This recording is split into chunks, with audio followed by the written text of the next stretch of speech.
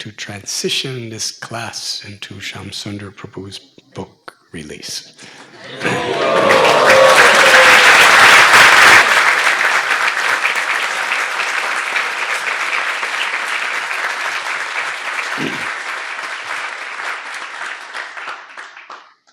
Krishna revealed so many beautiful truths to all of us through Arjuna, his dear associate.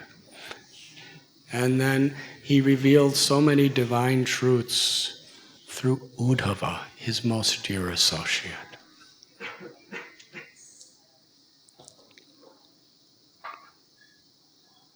Srila Prabhupada, when he performed his pastimes in this world, there was only a very small inner circle of people that were directly with him. 95% perhaps of the devotees of our movement hardly ever, if ever, spoke a single word directly to Srila Prabhupada. Our association with Prabhupada was reading his books and serving his mission in separation. And if we were really fortunate, we would get to sit in the audience of one of his classes. That was rare. That was extremely special. But nobody expected to talk to Prabhupada.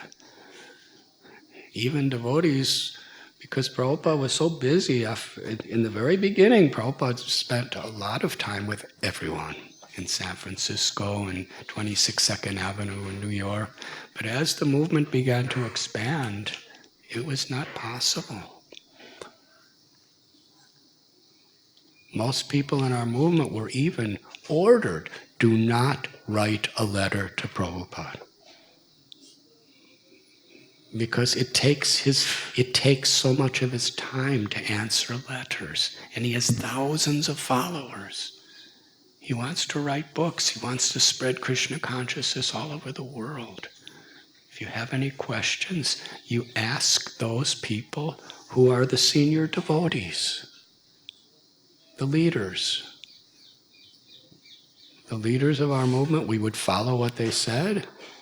We would get our inquiries answered by them, all of our directions. And who are those devotees?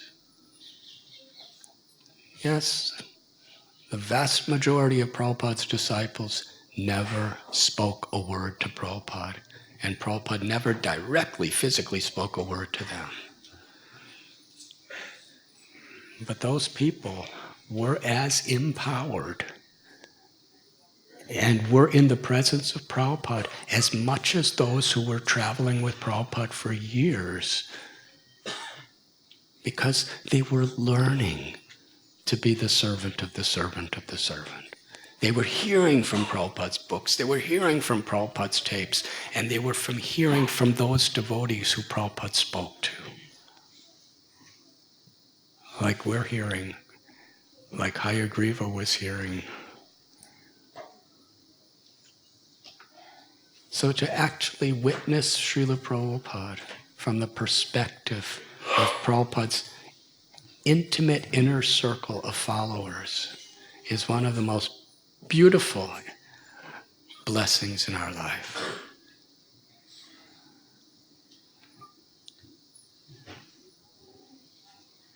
And Shyamsundar Prabhu was on the highest level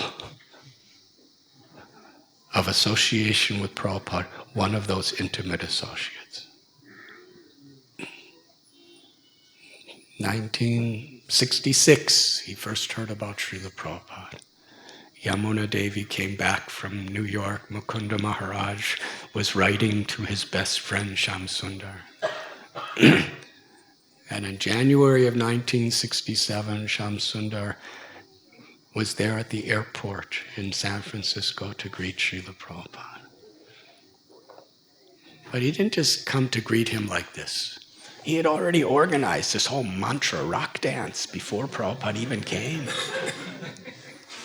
You heard of the mantra rock dance? It was very historical. I'm going to give you a small interpretation of my understanding of history.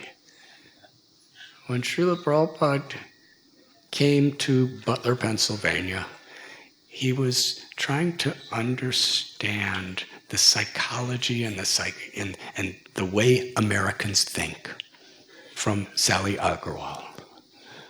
When he came to New York, very difficult, living in the Bowery and so many places. But he established 26 Second Avenue, and in the counterculture of the Lower East Side of New York City, he actually established Krishna consciousness. And it started spreading through New York City. When he went to San Francisco, through the mantra rock dance, and through being in Haight-Ashbury, the counterculture capital, Srila Prabhupada established Krishna consciousness strongly in the entire nation of America. And then when Srila Prabhupada went to London, and his devotees connected with the Beatles and were recording best-selling songs of the Hare Krishna mantra, Srila Prabhupada actually established Krishna consciousness throughout the entire Western world. And then when Srila Prabhupada came to India in 1970, he re-established Krishna consciousness in India. So before he even met Srila Prabhupada directly, Shyamsundar Prabhu was working so hard, but for him it was ecstatic fun. But hard work. He was chasing rhinos with the Swami before he met the Swami.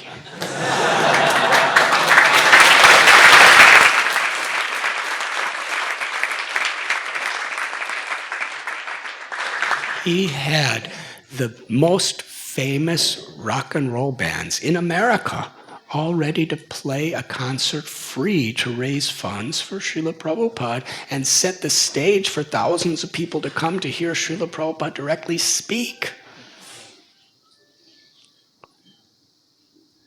And Srila Prabhupada saw that in him. Such an enthusiasm, such an adventure, such faith, such inspiration. So from the very beginning, he became one of Srila Prabhupada's closest followers. Srila Prabhupada had him carve the first Jagannath deities. He had Shyamsundar make, Prabhupada with a pencil drew a picture of a Ratha-Yatra chariot and had Shyamsundar make the first chariot. In so many ways, Shyamsundar was right in Prabhupada's room at his side, spreading Krishna consciousness throughout San Francisco and throughout America. Then Srila Prabhupada sent Shyamsundar Prabhu, Malati Devi, Saraswati Devi, Yamuna Devi, Janaki Devi, Mukunda Maharaj, and Gurudas Prabhu, all to London. And he was right there, having letter exchanges with Prabhupada practically every few days, getting direct instructions and directions. And then Prabhupada came to London. Before Prabhupada even came to London, he was chasing these rhinos. Rhino means rhinoceros. The Beatles were the most famous people on the planet at that time. He was living with them. He was eating with them, having kirtan with them, making records with them that became top-selling records, going on television shows because their Radha Krishna band was so famous. That's when Prabhupada came. And Prabhupada was so pleased, living with John Lennon with Prabhupada.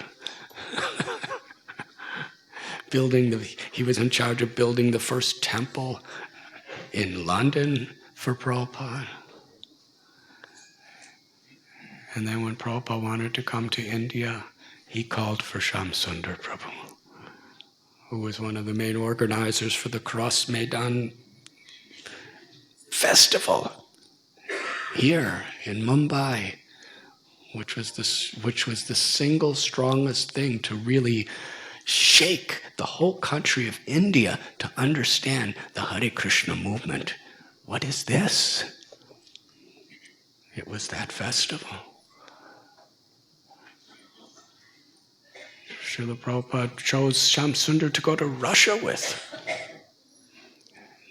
Srila Prabhupada chose Shyamsundar to be his own personal private secretary, traveling everywhere in the world with him, helping him in every situation. So all those experiences, which we will never know, of being with Prabhupada, now we have the opportunity to be there with him.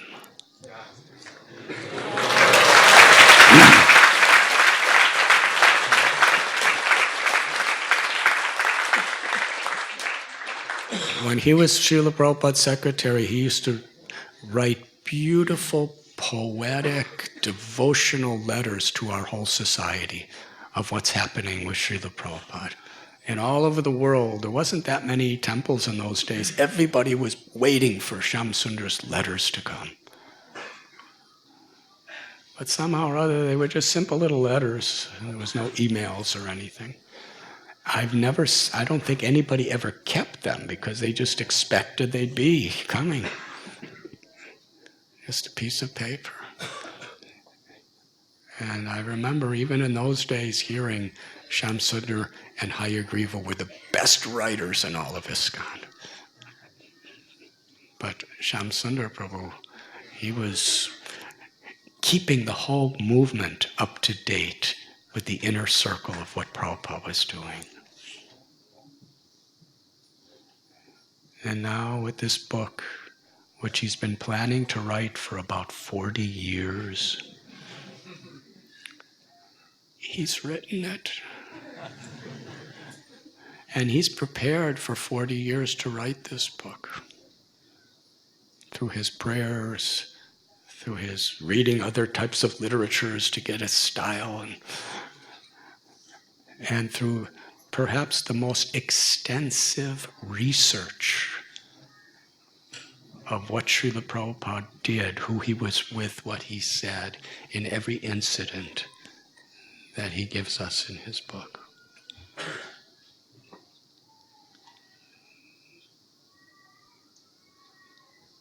Now, especially the first volume, which is about San Francisco and London, some of the devotees in India may think this is really wild. But it is as it is. It was really wild. He doesn't sanitize things. He just tells it like it was, according to his vision. And then in the next volume, his coming to India with Srila Prabhupada, just a handful of devotees. And in the third volume, his traveling around the world with Srila Prabhupada. So probably 80% of the devotees here were not here last night. Just, for your presentation, probably 85%. How many were here? How many were at the Ratha-Yatra last night for the lecture? How many were not?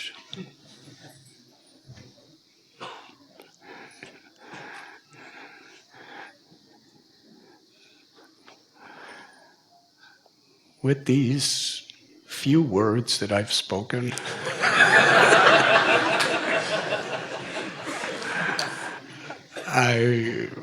I want to request everyone to buy this book because it's worth millions and millions of times more than whatever you can give for it.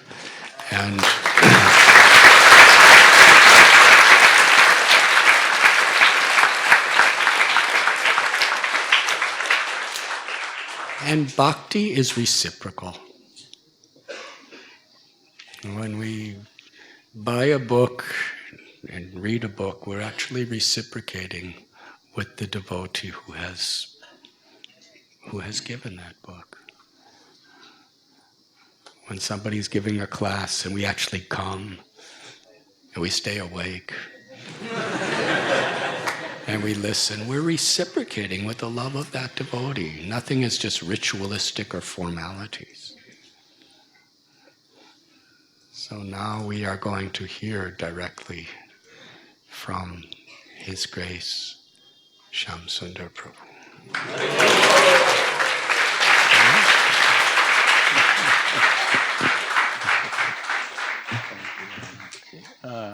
Thank you.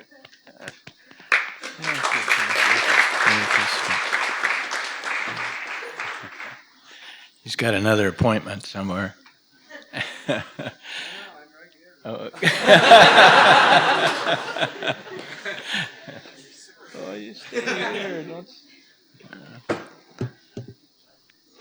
How fitting it is, how perfect it is that this book, my book, should be launched here in Mumbai.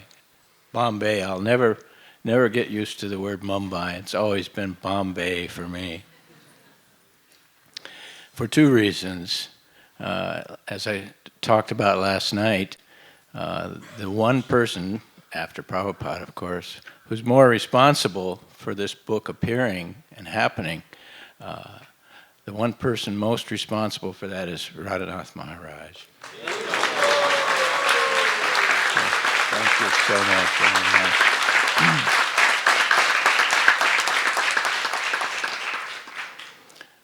The second reason it's so fitting that this book should be launched in Mumbai is because I came here in October of 1970 with Srila Prabhupada and 19 other Westerners to reintroduce Krishna consciousness into India.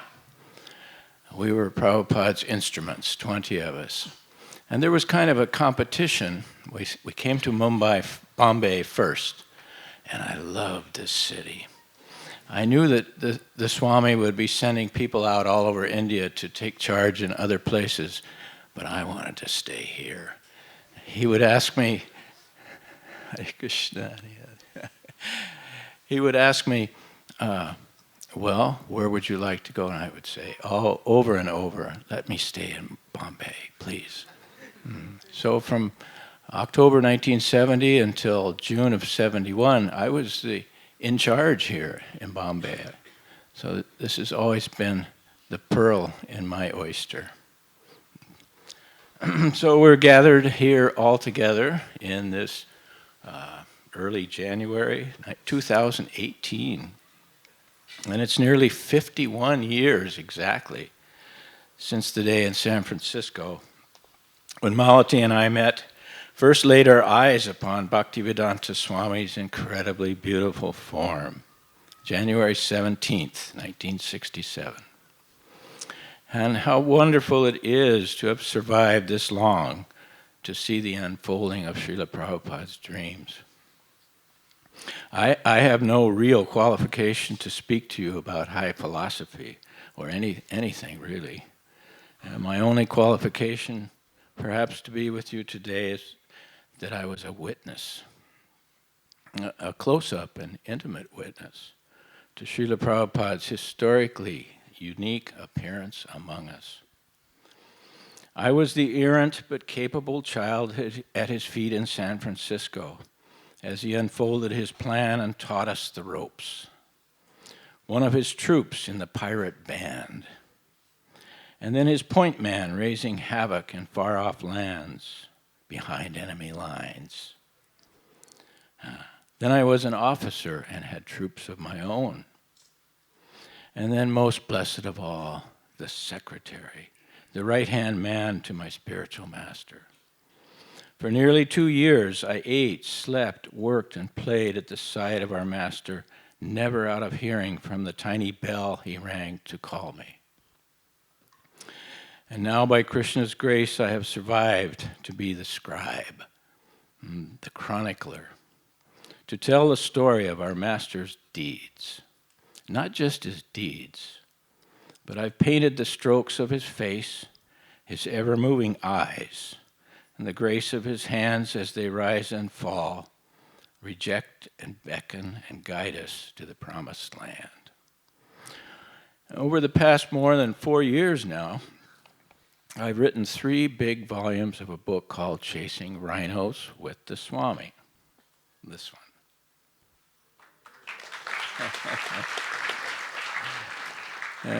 To recall, to remember, and go deep, deep inside and to relive and describe as best I can the 7 years at Srila Prabhupada's feet. You have to remember, go back in your minds, that at that time, 50 years ago in the United States and America, India was a faraway place. No one had ever been to India. Srila Prabhupada was the first Indian person I ever met. India was a mysterious place of yogis and dancing and color and wealth that was only read about in books. But little bits of the philosophy from India began trickling into the Western world in those days, and we could see right away, boy, these people may have the answers to life's questions. So this was the scene. No one had ever been to India. There was no communications, global communications yet, or global travel. It was very rare. So when we first saw Srila Prabhupada, it was something gloriously unique. No one had ever seen such a person, the Swami. So I'm just going to read a few passages from those first impressions. Bhaktivedanta Swami is the most attractive person I've ever seen. And this guy only works for Krishna. He's the messenger. So how beautiful Krishna must be. The Swami's physical beauty seems ever fresh and energetic, fueled by a special energy, like the fluid grace you see in youth. The Swami's eyes, his large mouth, his facial expressions, they all play together with everything he says. He would break mid-sentence, a dramatic pause, like returning to the tambura drone in an Indian raga.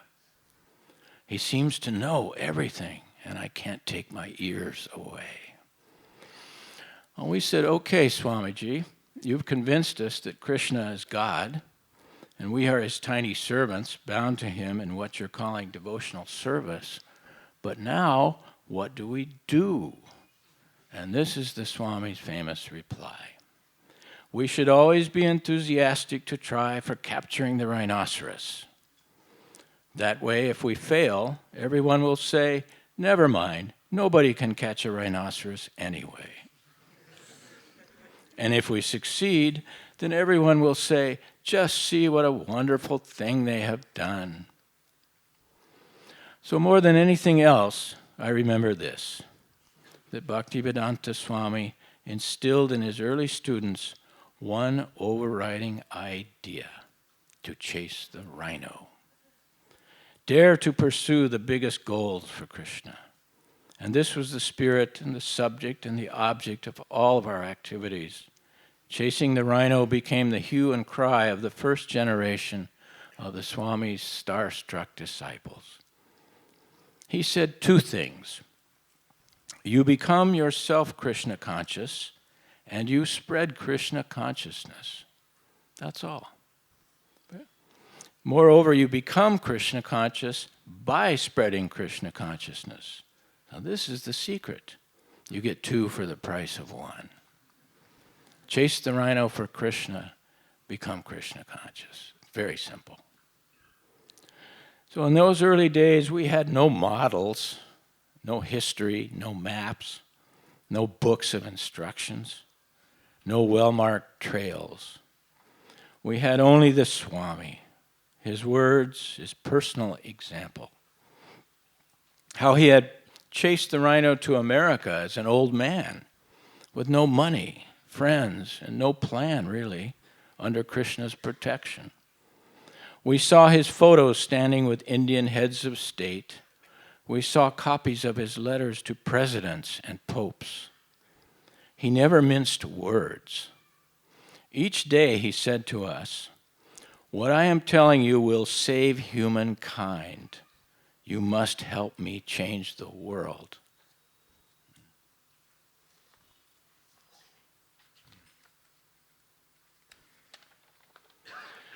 This is a passage from the early book. Swamiji had explained in a lecture that Krishna most appreciates devotees who risk the most on his behalf. And if you risk everything for Krishna, he must personally intervene to remove the obstacles to your risky service. Now, most of us in the Haight-Ashbury in 1967 were there at great risk anyway. We gave up the comforts of homes, educations, careers, and society to become outcasts searching for meaning. Many of us had already at a young age traveled widely. We'd taken great risks with drugs and the law, and we carved out an independent lifestyle. So we immediately connected with the Swami's courage. We understood his message that to get Krishna, you must take risk. You can say that we were all on a great adventure with the Swami, and it was the most exhilarating adventure of our lives. The Swami was this beautiful creature, this great yogi and saint, the highest man we'd ever met. But he pierced the veil of awe and distance and separateness to embrace our hearts like his own children. Another passage from the book. Swamiji sits lotus-style on a thin mattress on the floor behind a low coffee table. Morning sun pouring through the window. I mark his radiance, his beaming, wide-eyed face, his eyes looking straight into mine, the swollen bow curve and tremble of his dark, full lips around big teeth. So beautiful, I nearly faint. Motioning me now to scoot over and sit beside him behind the low table. His grace, his fragrance, which I later learned is sandalwood.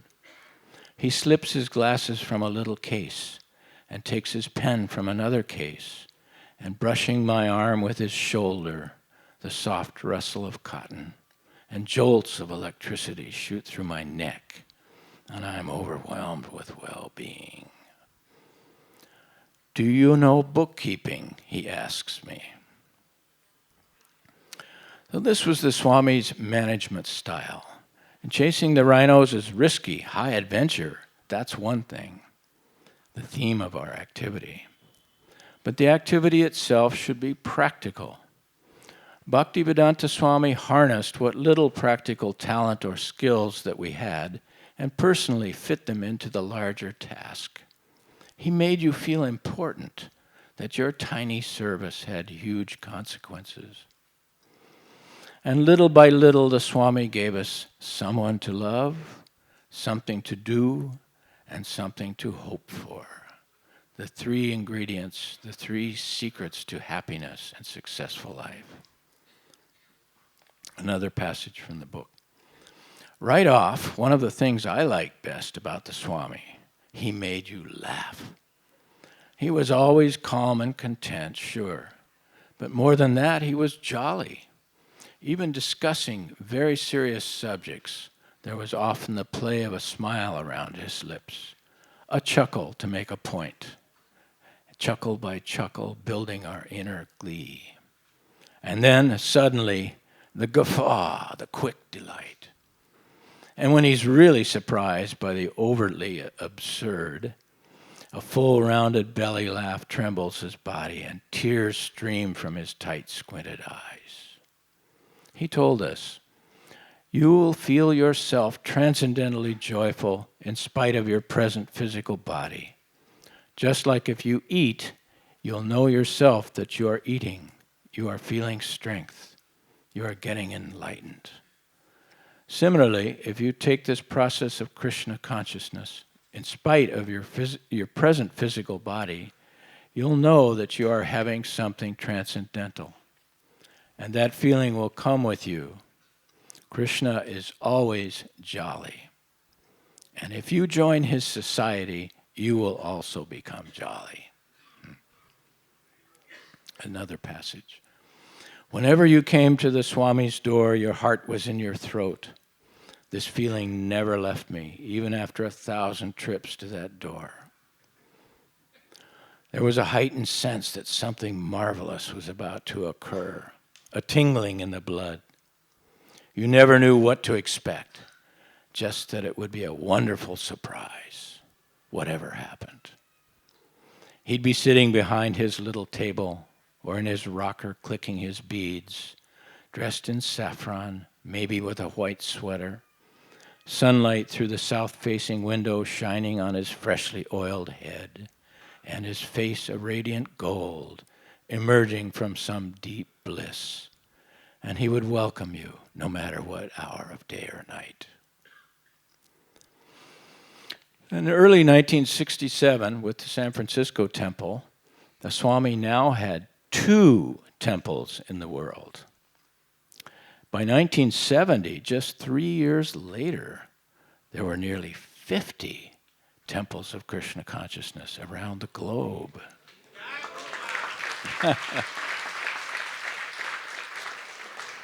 How could this happen? What is the secret of such success? How did Srila Prabhupada manage this rapid, vast expansion? There was no email, no phones, only letters, the mails, which may take a month or more to reach you in those early days. So we can say that Prabhupada managed by his personal instructions, in the form of handwritten or typed letters, personal letters, letters between 2 parties, the manager and the managed, between the Swami and me, or Malati, or Mukunda, or Satsvarupa, or Brahmananda, whoever and wherever that person was.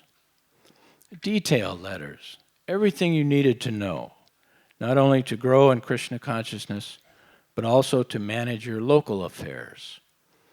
I'll read parts of a long letter I got from the Swami in early October 1968, about 1 month after we had arrived in London.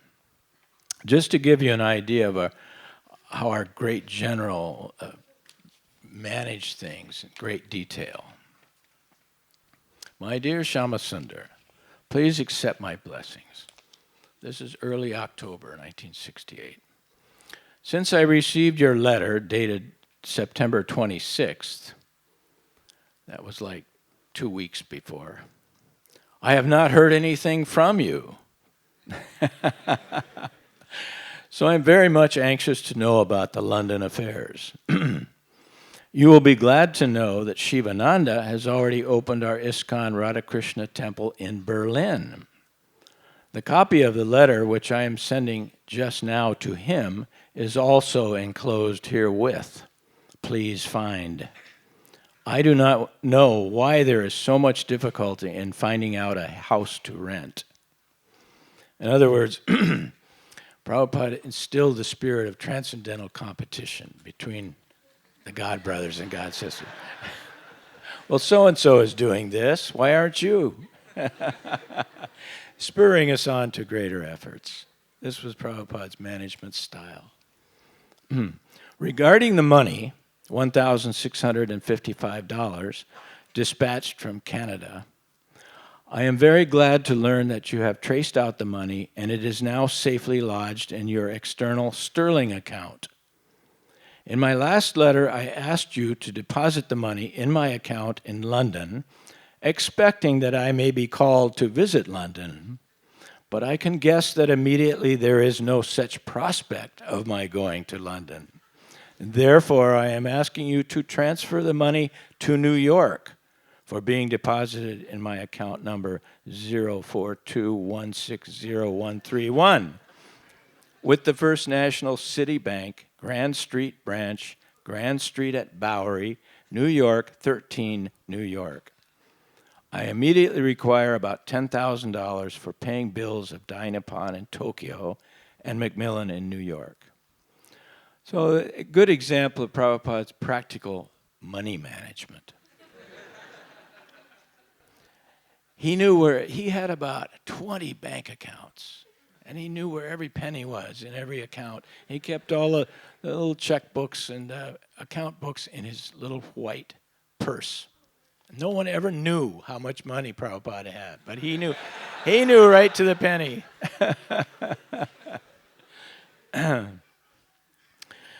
He's also informing us of his victory in printing Bhagavad Gita, finally, at last. And he's slightly disappointed in our progress. This is only 6 weeks after we were in Britain. But he's spurring us on to try hard, since there is no prospect for me coming there.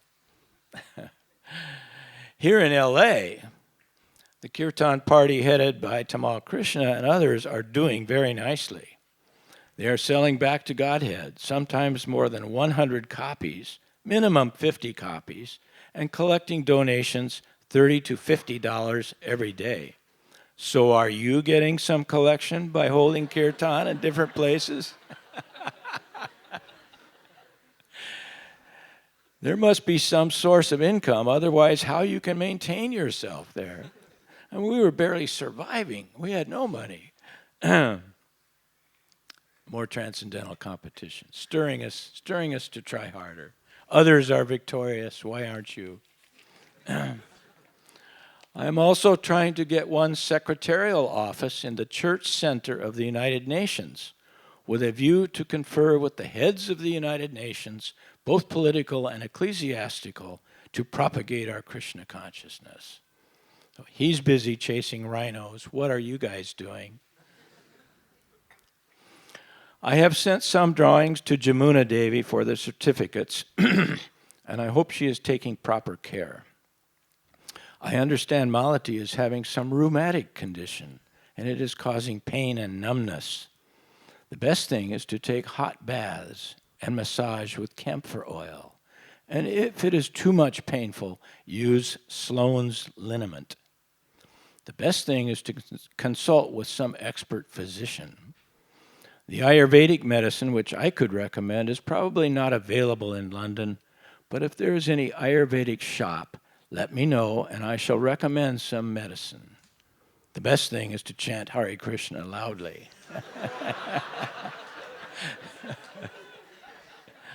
This is Prabhupada's very personal concern for each and every one of his soldiers in the field, his love for his family. And as always, he ends with, please let me know replies for all the points raised herein, and offer my blessings to Mukunda, Janaki, Malati, Jamuna, and Gurudas, hoping you are all well, your ever well-wisher, A.C. Bhaktivedanta Swami.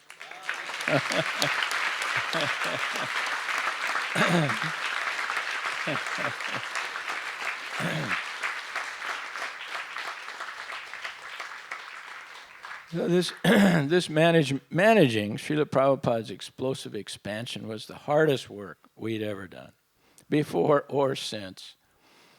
Here's a paragraph from the book from our early days in London in June of 1969. This is almost 1 year later after being in London. We're still only 6 devotees, basically. And there are 4 or 5 interested young Britishers.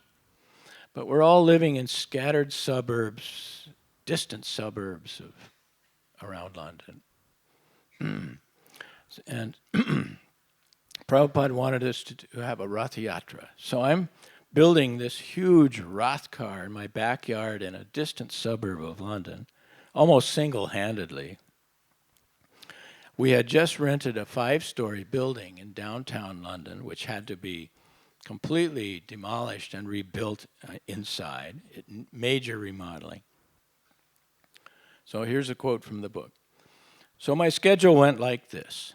Work all day on the Rath car in Balham, drive to London at dark, work all night at Berry Place, where the temple was, then drive back to Balham at dawn to sleep for a few hours. This went on day after day through June and July of 1969. Mukunda and Gurudas are furiously pounding the pavement to get planning permissions for Berry Place from the Camden Council and a Ratha-Yatra parade permit from Scotland Yard. Also, they are trying to raise money to satisfy my unending thirst for wood and bolts out in Balaam. Hey, Mukunda, I need 100 more 6-inch carriage bolts with nuts and 200 1-inch washers. What's more, we needed money to pay the Berry Place rent, plus the rent on our individual apartments. And we have to maintain our Sankirtan program on the streets and distribute back to Godheads. Where did we get the energy? We got it from Krishna, that's for sure. And knowing that Prabhupada would be coming soon. I appreciated like never before the magic of Krishna's energy, realizing how Krishna must endow the Swami with his relentless energy. Swamiji had told us that Krishna gives his devotees the transcendental power to perform inhuman feats in their desire for devotional service. Okay then, Krishna, here's the deal. I want to please my spiritual master, and there's so much work to do.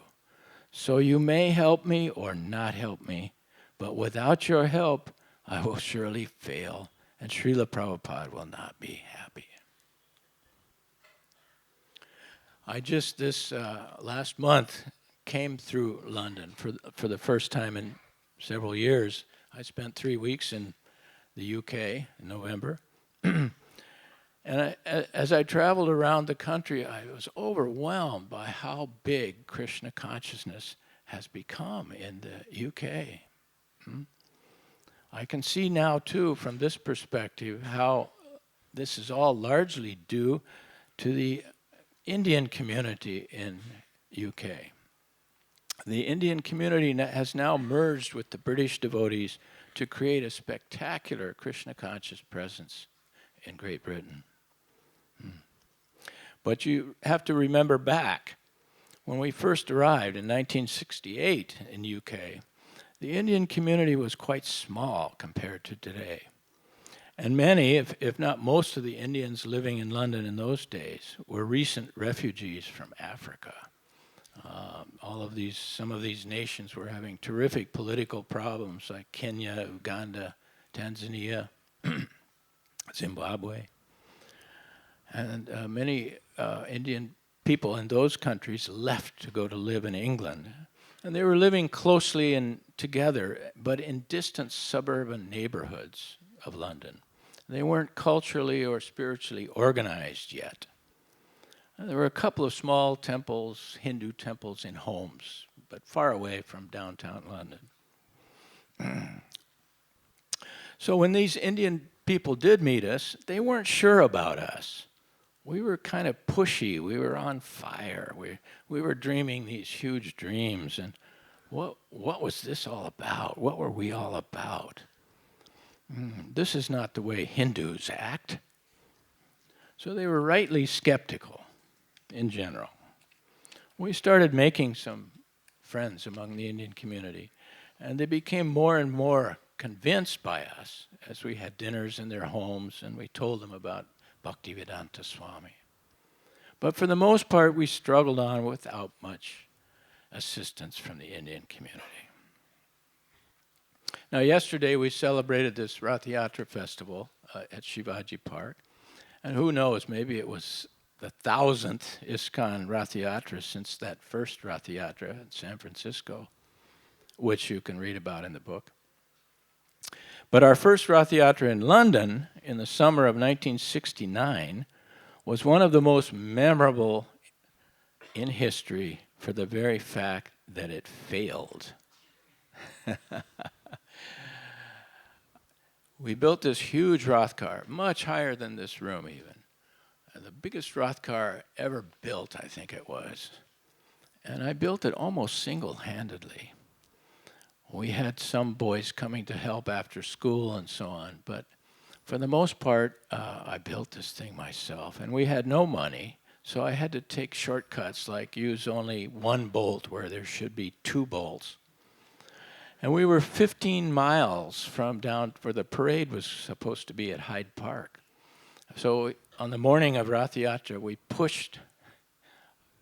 we somehow pushed and pulled with my car this huge Rath car 15 miles through the back streets of London overnight. It took us all night long. And we pulled up to the start at Marble Arch in Hyde Park. And this was going to be the first Ratha-Yatra in history. And all the Indian community came. We advertised it widely. George Harrison himself announced it on the radio. Thousands of people came. The first time that so many Indian and British people were meeting for one festival. And as we took off down the street, the Rath car went about 100 yards, and the right front wheel collapsed. The whole cart went over on its side. I was so exhausted, I just said, "Can you guys deal with this? I have to go sleep." They had to dismantle. It caused the largest traffic jam in London history. Right in the middle of the main street, in front of Hyde Park. Park Lane was blocked. So they dismantled it piece by piece, and the parade went on. They went on to Trafalgar Square carrying the deities. But I was broken-hearted by this. So I got a letter. I was totally devastated after all that work. I was practically suicidal that I had failed so completely. Then I got this letter from Srila Prabhupada, and he put it all into perspective. This is his letter. "When I first heard that the wheels of the car collapsed, it was so great a shock to me that the whole day I was sick and morose. And now after receiving this letter and your pictures, I am very much enlivened. The car was on the road, and the photo was taken with a multitude of people. That is your success. And as a result of this collapse, you have got now the sympathy of the Indian community."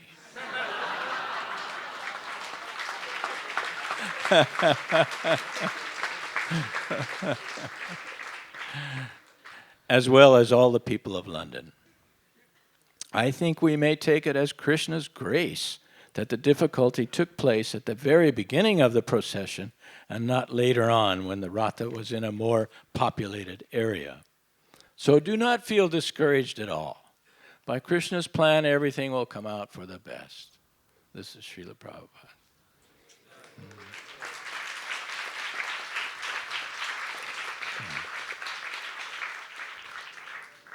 So after the collapse of Lord Jagannath's car, Srila Prabhupada was right.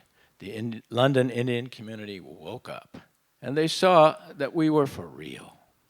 And they came forward in a huge wave of outstretched arms, desiring to help spread Srila Prabhupada's movement in the UK. And a few weeks later, Srila Prabhupada arrives in London. And here's a description of his arrival. September 11th, 1969, Lufthansa Flight 234 arrives from Hamburg at 13:40. It's 75 degrees Fahrenheit at Heathrow. The sliding gates part, and in he strides among us. This is 1 year after we had left him. We're seeing him for the first time in 1 year. He strides in among us, laughing and touching our heads as we bow. Garlands piled around his shoulders. Like thirsty refugees in from the desert, we drink in his presence. Ah, Srila Prabhupada, our glorious spiritual master, is here. For the Swami's arrival in London, the timing is perfect. His movement has a strong foothold in Britain. Krishna's name is being heard daily over the radio, on the television, in newspapers, magazines, by millions of people throughout the land.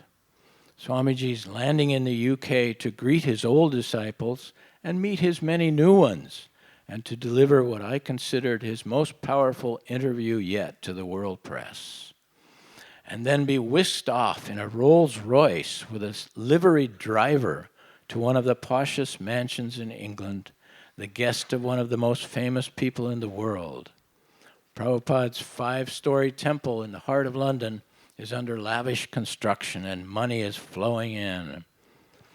8 months ago, the Swami had written us, "You have mentioned a very encouraging invitation that my visit there will be the biggest event in London since the time of the Roman invasion.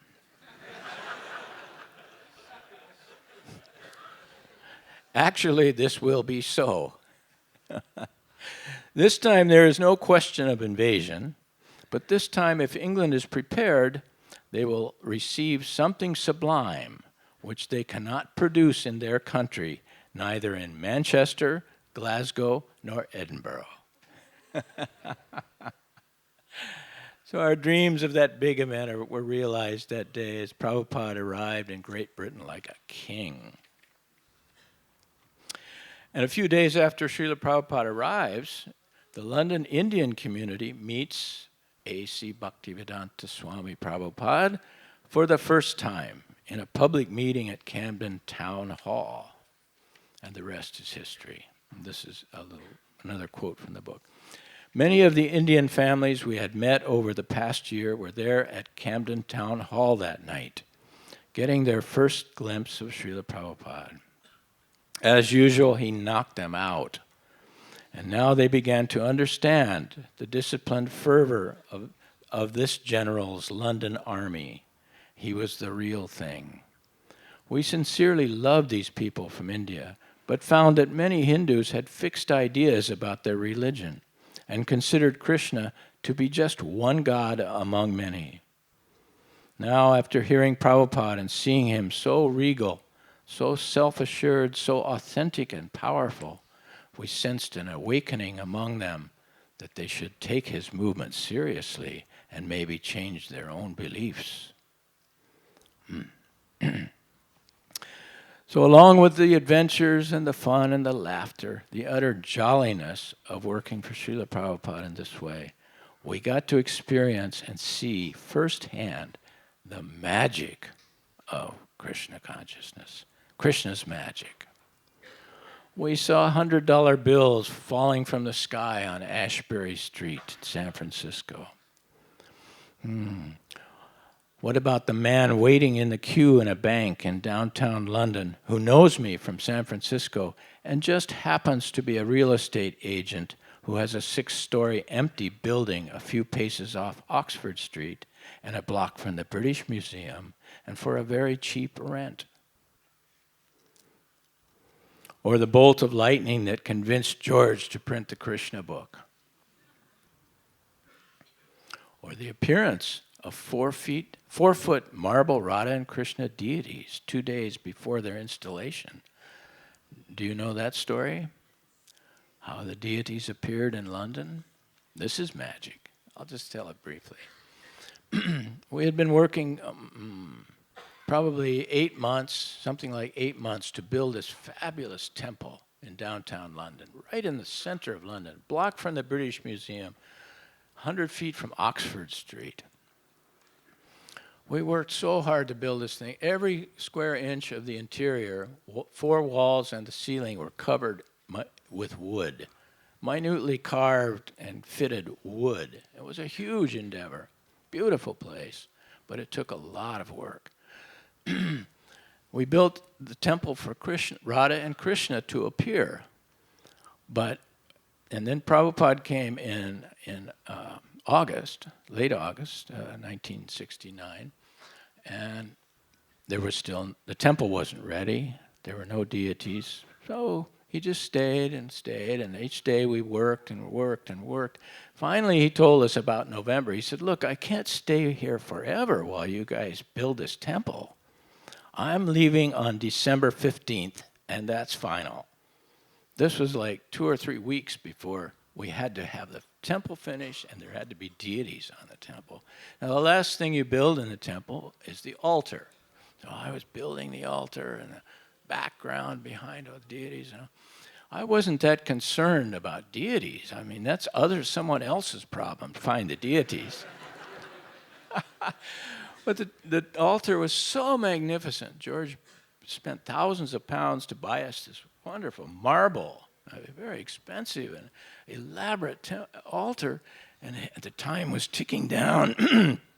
End of November, beginning of December, 2 weeks away. Prabhupada's leaving, and we have no deities to put on this altar. What are we going to do? We have to have some deity. Radha and Krishna, he wants this to be a Radha. We're called the Radha Krishna Temple. We're a rock group called the Radha Krishna Temple. We have no deities of Radha and Krishna.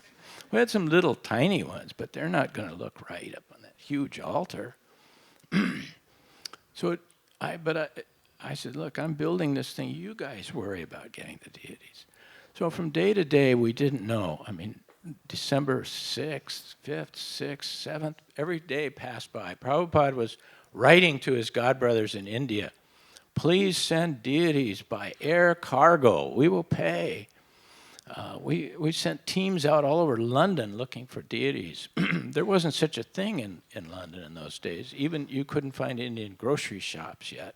What to speak of worship, paraphernalia, deities. But I always thought, well, it'll happen. Krishna will send them. I'm not worried about that. I just got to finish this altar. And then one day, Prabhupada called me to his room. I think it was probably around December 5th, maybe 7th. He said, look, we have just got a phone call from a gentleman in East London. He's the secretary of a small temple there called East London Hindu Center. And he has requested me to come out there and look at these.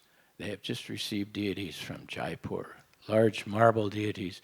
And one of the little finger on Radharani's left finger is broken. And they want me to look at the deities to see if it's okay. They want to get my blessing. So I said, okay, well, let's go. So we got the van. We had a van. And Mukunda and Tamal Krishna, Jamuna, one other boy, and Prabhupada. We drove out there. And we walked into their small home. And there was barely room for us in the parlor in front. And they began talking away in Hindi. We didn't have any clue what was going on, but Prabhupada was Mr. Charm. He was charming and delightful, asking them about their families. We could tell that. And after some time, the man said, Mr. Goyal was his name, he told someone to go in the back room, and they brought out this big wooden box and opened it. There was Krishna, big, beautiful white marble Krishna. And then they brought Radharani out. And Prabhupada looked at the little broken finger, like that a little bit. And then they started talking some more, blah, blah, blah, blah. And then Prabhupada looked at Tamal Krishna and he said, just lift Krishna, see how heavy he is. So Tamal went over there, and with great effort, he lifted the deity up. It's not that heavy, Prabhupada said, take him out to the van.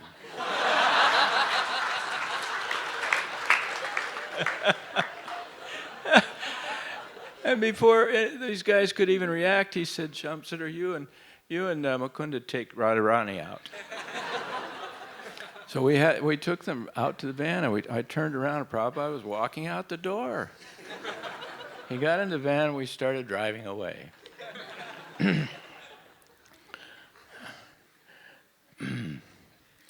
So another thing Prabhupada says on the trip back to Berry Place, Krishna has played a great trick. Just like when Krishna's mother tried to tie him with ropes because he is such a rascal stealing the butter, and by his magic power he makes the rope too short. So Mother Jasoda brings more rope, and still it is too short. Like that, another trick has been played. Krishna wanted to come here, so this chip on Radharani's finger is just another Krishna's trick.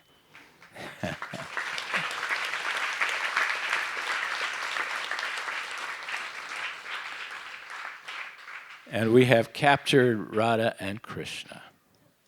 Srila Prabhupada, you're always doing the impossible. You're the greatest magician, Tamal Krishna says. I am not magician. My only credit is that I am presenting Krishna as he is. The magic will act as soon as you become a pure devotee of Krishna. The magic will be done by Krishna, not by me or you. So this volume 1 is filled with hundreds of stories like this, displaying Srila Prabhupada's amazing magic. We don't have much time, I suppose, huh? Can I tell a couple little stories from India? Okay. This is actually volume 2. You're not going to get that one for a while. I've just finished editing the first edit on this volume 2 last week in GEV. But just to tickle your fancy a little bit, I'll read a couple of passages from volume 2. This will be the one you like the most because it's about India. Prabhupada came here with his dancing white elephants, October 1970. Bombay. Here's some passages from Bombay. Prabhupada would take his morning walks in the hanging gardens on Malabar Hill, where other prominent gentlemen took their daily stroll. From the moment we'd start up wide stairs to the park, big industrialists, government leaders, the cream of Bombay society would rush to greet him and try to touch his feet. There was a casual imperial cadence to Prabhupada's walks at hanging gardens. Prabhupada strutting with his shoulders cocked, loose in his hips, like a Lipinzaner purebred, the weight on his heels, feet flicking to the side. Bhaktivedanta Swami was the talk of the town. Here's another one from Mumbai. As Prabhupada spoke on those golden mornings, the raucous caw of a crow outside, coo, coo, coo of pigeons in the courtyard. We are mesmerized by changing expressions across his golden face, like the play of cumulus and sunlight over a varied landscape. One moment he's from another world so impenetrable to us, self-contained king of all he surveys. And next he's tossing a ball to you in a friendly game of verbal catch, maybe a fastball to see if you can catch it. He might break from describing Krishna's vast cosmic design to a real concern for your upset stomach.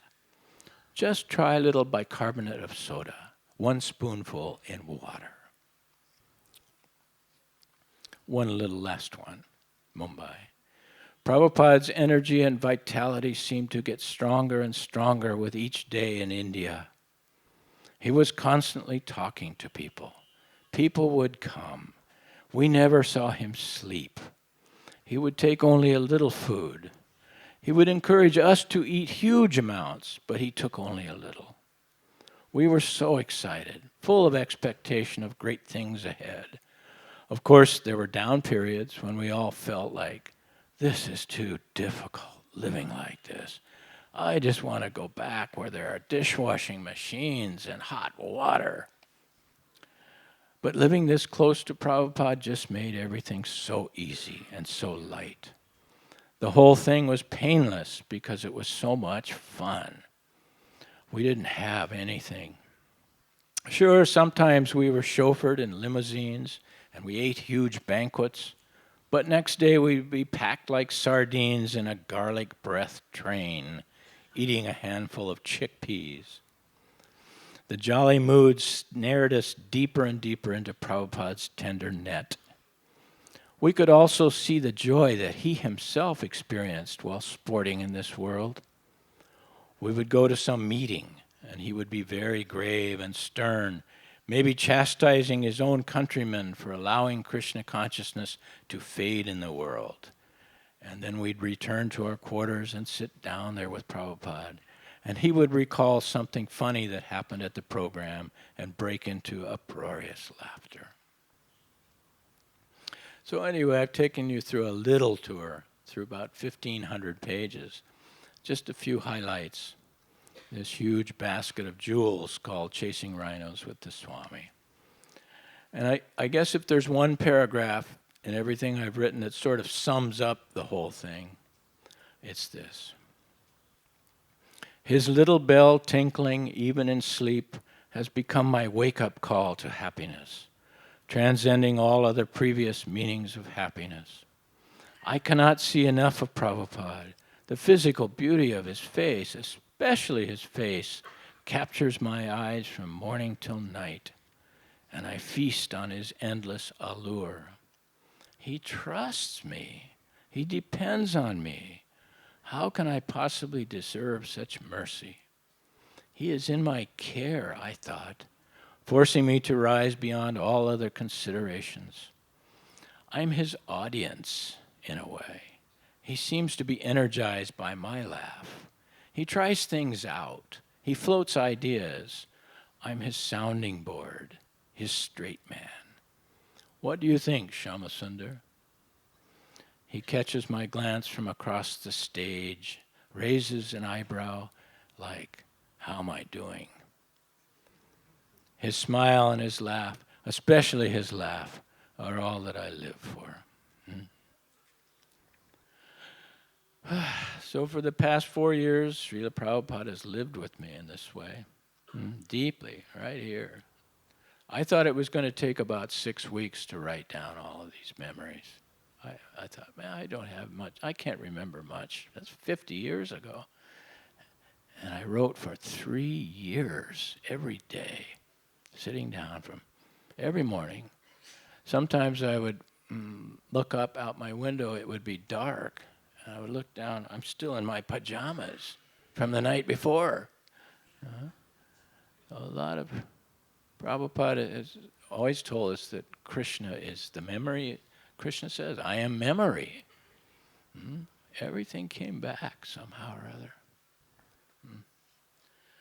Even in my dreams, I'd hear Prabhupada dictating next morning's work. I'd wake up, that's what I do, yeah. All right. Anyway, that's it. I'm self-publishing this book so that the profits from these sales will go for printing the next, will finance printing the next volume. I'm 75 years old now, so I don't really want to work anymore. So this is my only income is from these books, to print more books so I can travel and preach to you guys all over the world about Srila Prabhupada. I guess there's nothing much else to say. I just pray that you will help me in this loving endeavor. We're going to set up the book stall, I think, in the front courtyard after this meeting. Thank you so much.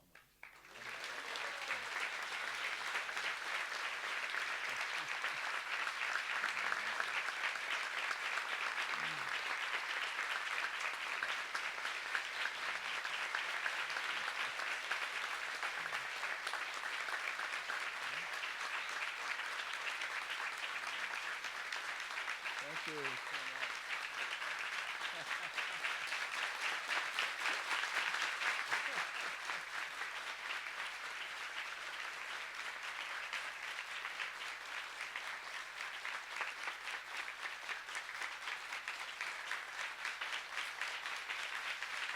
Srila Prabhupada.